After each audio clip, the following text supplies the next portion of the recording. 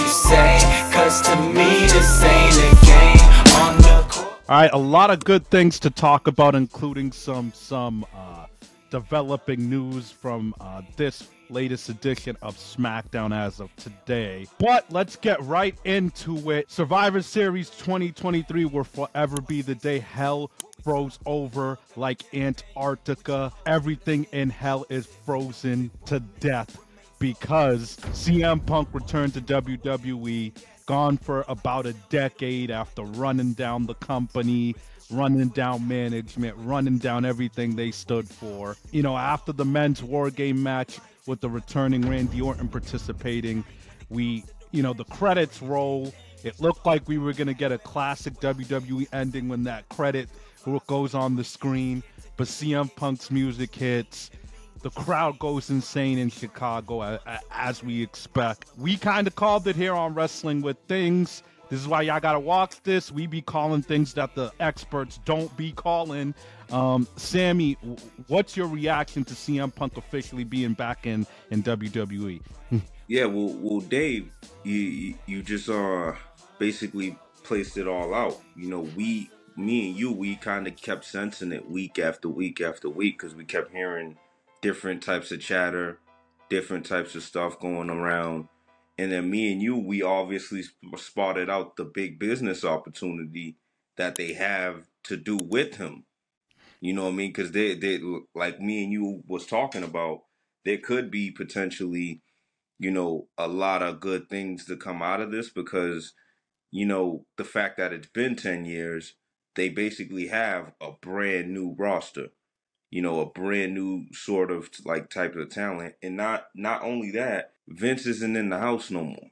This is a new house. You know, so the things that Vince would normally do, you know, because Vince, if this was Vince still in that seat, I feel like Vince would have passed up on this and then waited till Punk was a little bit older and went and got him then. You know, because if you notice, that's what he did with Bret Hart. That's what he did with the Warrior. Mm-hmm. You know, that's what he did with certain people that he had real personal things going on with, because he rather bring you back at a state where it's really not something that's going to hurt him in any type of way. But Triple H and Nick Khan, these guys are out to prove a point. They're out to make a statement that, you know, we can run this just as good as he can. Yeah. So that's exactly why they went and grabbed him, because they know this is what Vince would do. We're going to do the opposite. We're going to bring him in. We're going to see if he's really about this whole change thing that he's talking about. Because at the end of the day, it's a win-win situation for them anyway, Dave. If he acts up and he wants to do stupid things all over again, guess what? WWE still looks good. They can always say, hey, we forgave him. Yeah. We gave him a chance. You know what I mean? If he pans out and he does, you know, some iconic legendary stuff, they look even better. Because now it's gonna look like, oh, we were the ones that gave him a chance when you guys were doing him dirty. So it's really something that, you know, it was a win-win situation. The business was too good to pass up on, and I really feel like it was the good call. It was the good call to make. You know, even though I expected them to take a Vince direction, I think this is the best call they could have made, Dave. No, that's a great take, especially your point regarding Nick Khan and Triple H now being in charge and wanting to be the opposite of Vince. That I think that's a great take that nobody's talking about. Yeah. Because I believe Triple H, you know, he's in a very unique position that we've never seen a wrestling promoter be really great at the executive, of understanding the executive side of things and understanding being at a main event wrestling level, because he was a main event wrestler his whole career. So I do think the mindset with Triple H is, you know, obviously, you know, use some of what I learned from Vince, but do the opposite of what he did, because you just did this merger with the UFC in endeavor to become one large sports entertainment company. And I believe they want to make a good impression the first year under this merger. They want to show that if there's a star out there, we're taking them. If the star's available and it's going to make the product better, we're doing it. And we're going to go all in on this. So I think it was a great business move. I thought it was excellent for all parties involved. Now, we'll see. It's early. We'll see if CM Punk really changed. I believe he will, because this is his last run. I don't see him bouncing back to AEW. I don't see him going to Japan. I don't see him going to TNA after this. This is a multi-year deal. I think this is going to be his last run for a Hall of Fame. We got to see if he changed locker room wise, but I do think, I'm no expert at body language, but I think I'm all right. But looking at his energy walking out there on Monday Night Raw, especially, and then looking at his energy on his last few episodes on AEW, it looked like a guy who was relaxed and glad to be around professionals again. It looked like a guy who was a little bit relieved that I'm around grown men and the best in the industry. And for all the criticism he had of the WWE machine, his body language screamed to me that, man, going to AEW, and I'm not here to, it's not about taking shots at AEW, but this is the reality. Going to AEW taught me this is what immature wrestling is, and going to WWE now, I appreciate the professionalism. I appreciate the structure. I appreciate that I'm not the entire show, that I have other greats to defer to in creative and as wrestlers. In AEW, Punk was the show. In WWE, he's just going to be a great piece to the show with other great pieces. And I think Monday Night Raw felt instantly different. And I just think business is about to pick up for WrestleMania season. Absolutely, because Dave, this is another thing I pointed out last episode.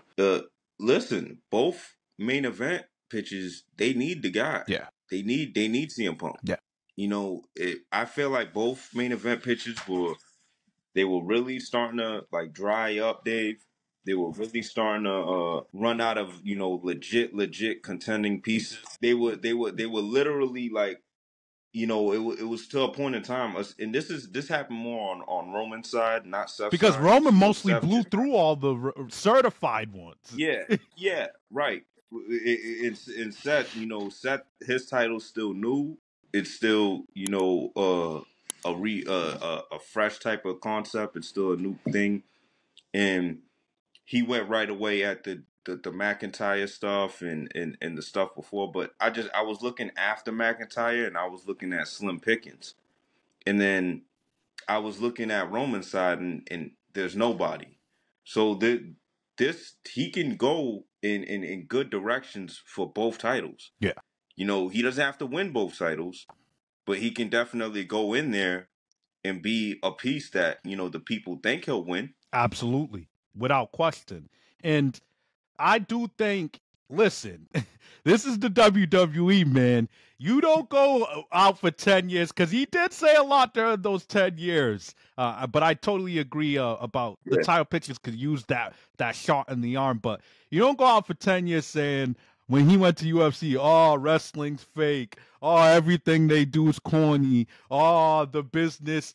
I don't watch wrestling no more. I don't know what goes on there. This is all the things he was saying. So now that you're back, you are going to have to pay your dues and start from scratch. You are going to have to put people over. Of course, high-level people. I'm not talking about putting over Ricochet or Shinsuke Nakamura. I'm talking about you are going to have to put over Roman and put over the Lashleys and the Rollinses of the world. So I believe a match with Roman Reigns, sign me up, but he's going to have to lose, and we need to see how he behaves. We have to see how he behaves when he loses, and if he's about doing what's best for business. And, you know, WrestleMania, I believe they have something special on their hands to save Seth Rollins versus CM Punk for WrestleMania Night 1. We'll see how it plays out. I think that's the money match for WrestleMania Night 1 to main event. You know, but ultimately, I do think CM Punk has one more world title run in him after he proves he could behave and put people over. Yeah, I mean, I expect everything you're saying to happen. Listen, at the end of the day, if Triple H is really, if he's learned anything from Vince, you're gonna have to bring this guy in, make him eat a little bit of shit, and he's gonna learn to like that shit. Because what did you do for the last 10 years? You gave us shit. Real talk. That's literally all you did. You said we were an unsafe work environment. Yeah.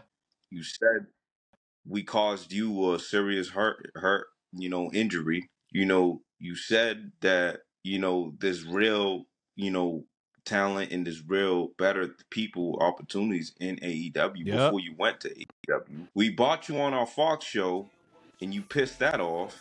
Mm-hmm. You see what I'm saying? So yeah, you're gonna have to come in and just a little bit of shit. I don't expect Triple H to take it too far, because again, he's not Vince, right? So I don't expect him to take it too far. But yeah, I mean, WrestleMania, that's how I would go about it. I would have him touch up with Roman first, and then I would have him maybe slide over to Seth come WrestleMania time, because we're gonna need that Rollins match at WrestleMania. If they don't do that Rollins match at WrestleMania, who does he dance with? That's what I want to get into next. Apparently, according to Fightful